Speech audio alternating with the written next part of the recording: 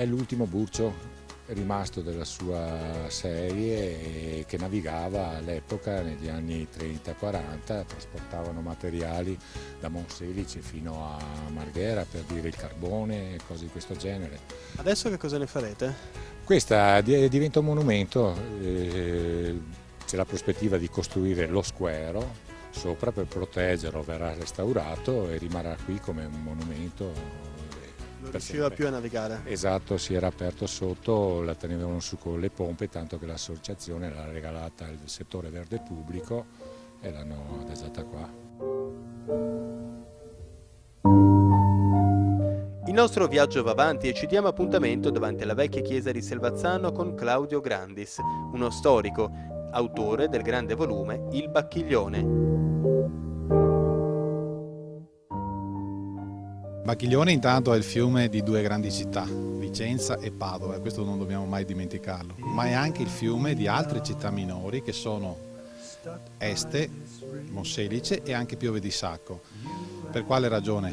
Per il semplice fatto che il fiume si dirama in vari percorsi, in vari tratti.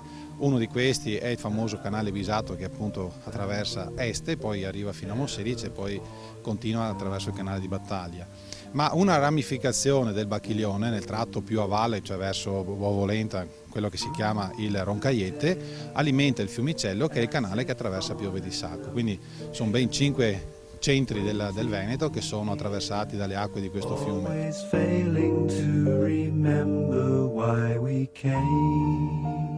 Ma perché una volta i grandi centri abitati sorgevano lungo il fiume? Per il discorso della navigabilità, cioè non è un problema di rifornimento idrico, ma è soprattutto un problema di navigabilità, cioè le vie d'acqua sono state fino a tutto il Novecento, all'inizio del Novecento, la via principale per il trasporto delle merci, delle persone, per lo spostamento, per il movimento.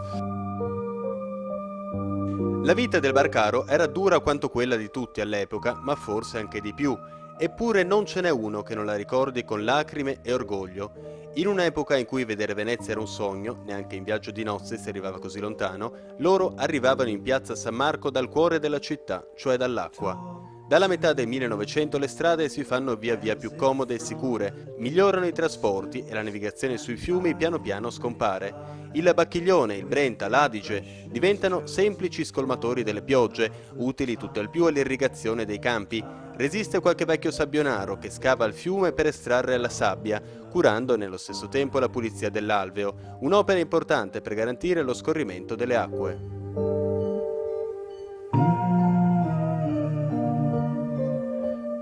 Comprare un broglio, si chiamava, tenia 6 metri. E dal 59 che mi comprare il primo scavatore. Si accavava questo motorino, questo scavatorino, e dopo che ora cavai mi steso qua stanga, no? E te scaricaivo con scavatorino. E dopo che mi comprai il grifone, che era più grosso, un 45 cavalli, e dopo dal 66 ora che mi attaccava levare la sabbia qua a pompa. Aspirante, e ora facciamo già 150 metri di sabbia al giorno. E ora da quando che abbiamo comprato il 66, che è l'anno del famoso dell'acqua che sta enorme. L'acqua. Anche il pesce da tempo è molto diminuito, soprattutto dopo l'apertura di un canale sotterraneo che al riparo da occhi indiscreti porta nel Bacchiglione gli scarichi delle concerie vicentine. E dopo che ha aperto quel famoso canale al cimitero Cervone Santa Croce a Monte Caldea, è sparito tutto, perché praticamente il canale sotterraneo portaria tutto quanto l'acqua delle concerie di Arsignan, sicché non c'è più scardo, non c'è più erbe, non c'è più niente.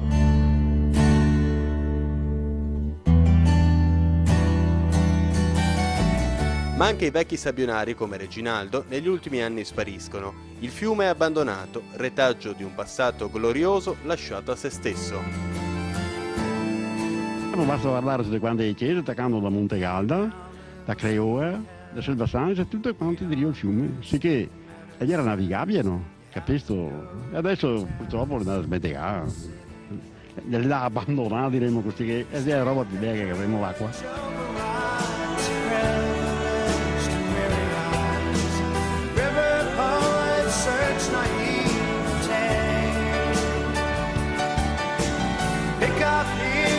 Chase a ride, river just to the top.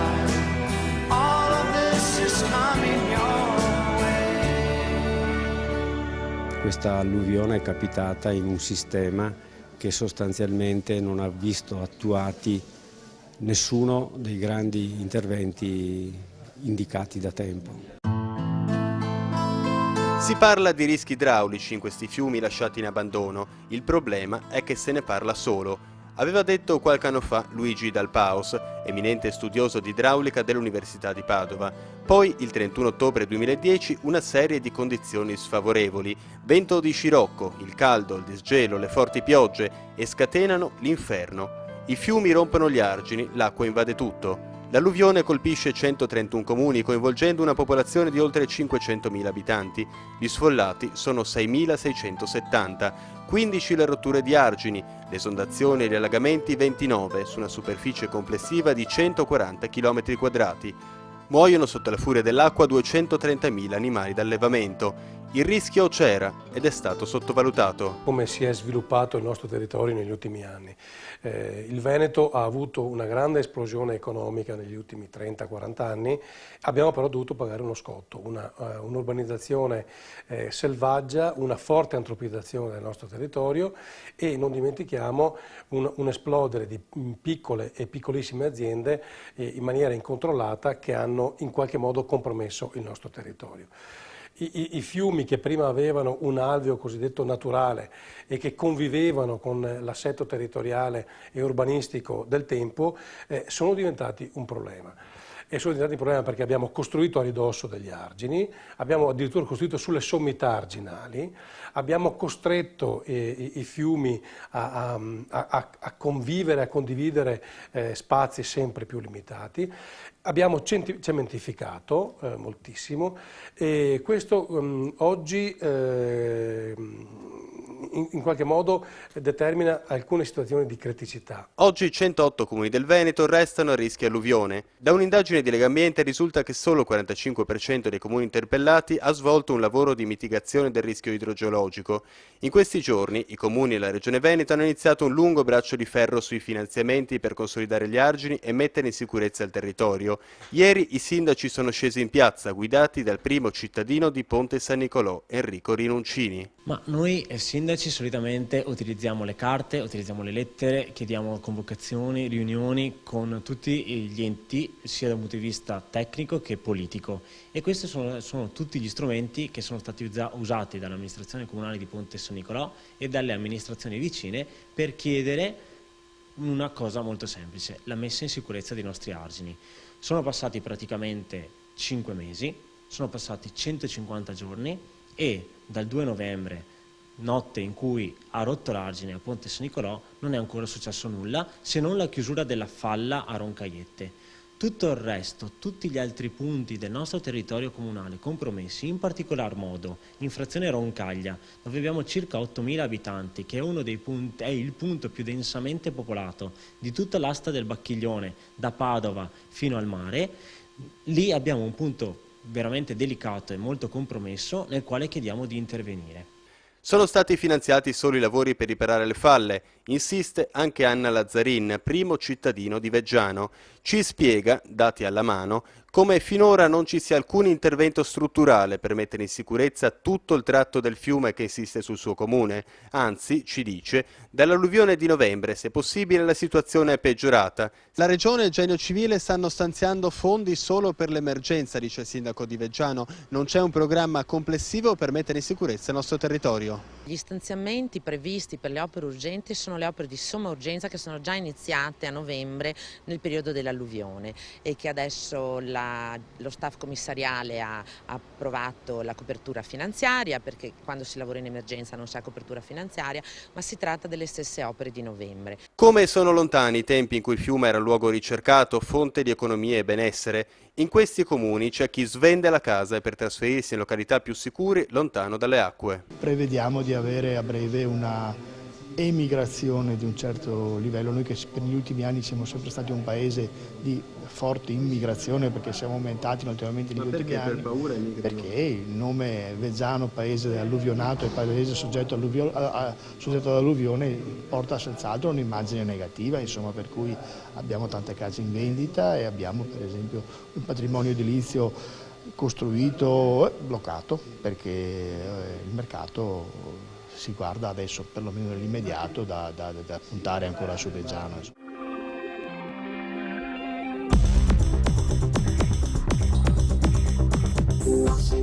L'alluvione ha dimostrato come il Veneto abbia bisogno di un piano di manutenzione straordinario che non si limiti ad affrontare l'emergenza, ma che permetta l'adeguamento di tutto il sistema idraulico, dagli impianti idrovori alle casse di espansione, dai canali alle vasche. Dopo l'alluvione del 1966 una commissione parlamentare, la Commissione De Marchi, aveva studiato per anni le opere necessarie per rendere più sicuro il territorio del Veneto. Secondo gli esperti era necessario realizzare alcuni invasi a Monte di Padova e Vicenza per trattenere l'onda di piena. Opere proiettate in alcune decine di anni, ma nessuna è stata conclusa. Con lo scempio dell'idrovia Padova-Venezia, un lungo canale che avrebbe dovuto collegare l'interporto di Padova alla laguna di Venezia per scolmare tutte le acque in caso di piena su Padova e muovere le merci in maniera più ecologica. Avrebbe una funzione di un certo rilievo perché ridarebbe flessibilità di manovra al nodo idraulico di Volta Barozzo e garantirebbe maggiore sicurezza alla bassa padovana.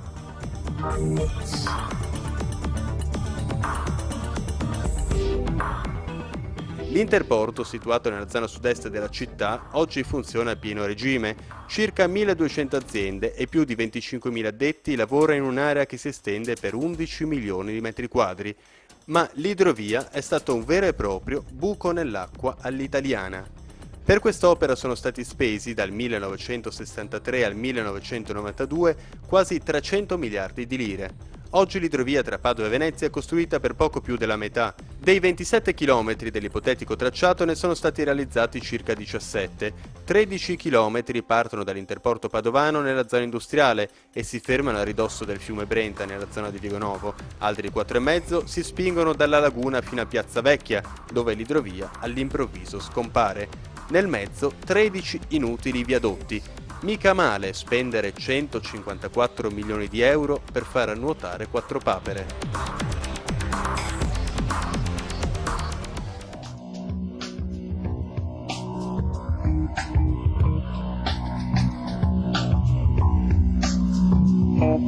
Torniamo sul fiume per incontrare le poche persone rimaste a faticare sull'acqua dopo l'addio di barcaioli e sabbionari. Sono i tanti appassionati che con barche di ogni tipo percorrono in lungo e in largo il Bacchiglione. Sul fiume non si può non parlare di sport. Con noi siamo sull'imbarcadero della canottiera di Padova, Rossano Galtarossa.